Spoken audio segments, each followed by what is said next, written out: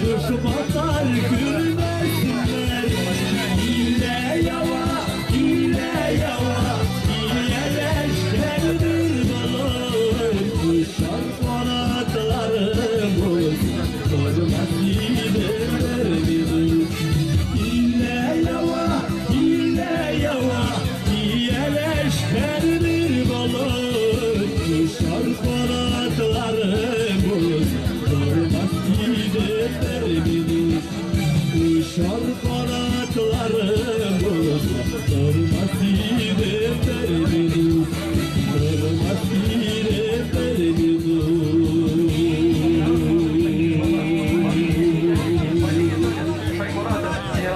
Композицию посвящаем ему. Кто в зале знает слова? Шаймуратов Глеб. Qadrli do'stlar, tayyoraga nishib. Шаг. Видимо, сегодня Рахматуллин Артур. Хотелось бы сделать небольшое объявление. Во-первых, хотел бы поздравить всех с таким замечательным праздником. Очень здорово видеть много татар в одном месте. Это очень круто. Кроме этого,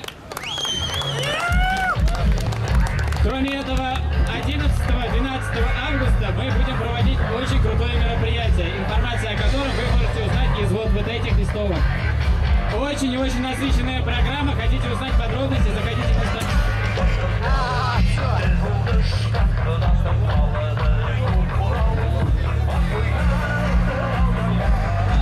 Алло. Да. Барагызна байрам bilan от имени Совета молодежи хочу поздравить. Продолжаем праздник.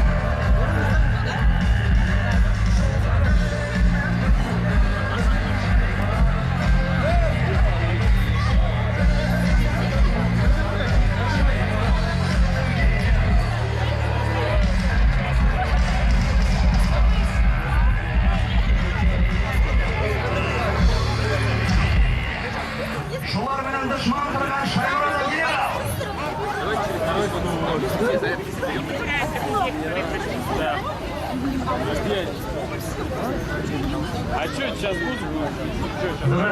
Простите, у нас кончился бензин в генераторе. А что ты не слышал? У нас сегодня самоцель или что?